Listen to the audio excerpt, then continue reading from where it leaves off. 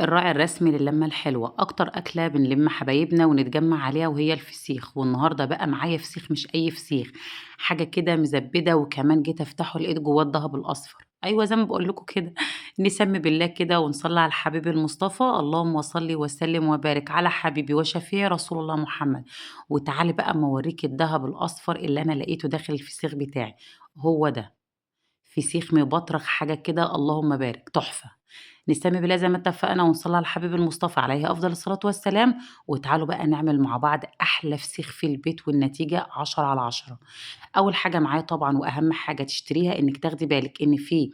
نوع من السمك ضُبار وكمان بوري، البوري بتكون الراس بتاعته عريضة زي ما أنا وريتِك كده، كمان أهم حاجة إنِّك تشتري السمكة بتاعتِك تكون فريش تيجي تفتحيها تلاقي الخياشيم بتاعتها لونها وردي فاتح. بالنسبة لغسيل السمك، السمك لازم تغسليه وهو واقف معاكِ بالشكل ده كده، المَيّة لو دخلت بطن السمكة اتأكدي إن كده خلاص الفسيخ بتاعِك باظ، السمكة هتغسليها معاكِ وهي واقفة بالشكل ده كده وبعد ما تخلّصيهم وزي ما اتفقنا وهارجع أقول لِك تاني، السمك لازم تغسليه وهو واقف، هتجيبي بقى المصفى بتاعتِك وحُطّي فيها السمك وسيبيه بقى 6، 7 ساعات براحتِك لحد ما ينزّل كل المَيّة اللي زايدة فيه وتلاقيه كده بالبلدي زي ما بنقول نشف وقدِّد معاكِ. زيادة تأكيد وعلشان نطمن برضه هنجيب مناديل المطبخ بتاعتنا ومن الخياشيم كده من عند الراس ونطلّع أي دم أو أي مَيّة ممكن تكون زايدة معانا بالمناديل. بعد كده بقى نعمل مساج للسمكة بتاعتنا كده وندلّكها، بس أهم حاجة تبعدي عن بطن السمكة علشان ما تفتحيش المَرّة بتاعتها والفسيخ بتاعِك يطلع مَر، هتدلّكيه كده من الضهر أنتِ أصلًا هتحسّي باللحم وهو بيتفصل عن العضم.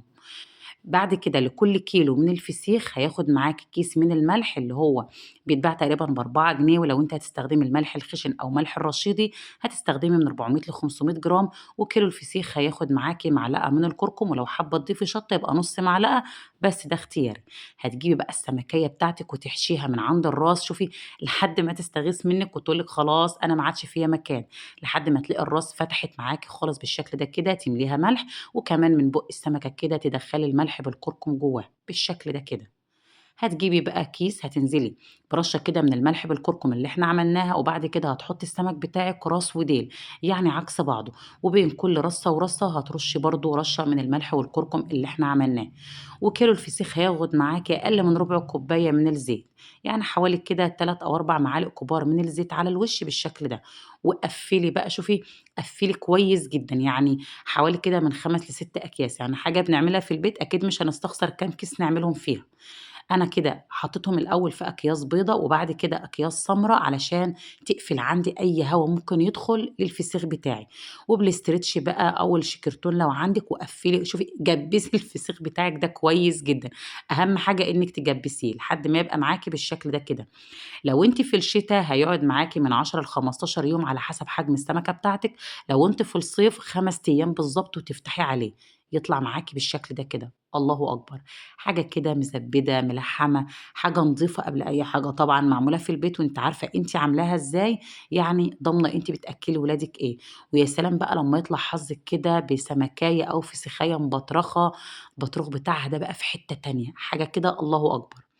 كده بقى معاكم طريقة الفسيخ، وكمان نزّلت لكم طريقة السردين، والناس اللي لسه متابعاني جديد أنا كاترينج أكل بيتي، وكمان فسيخ وسردين.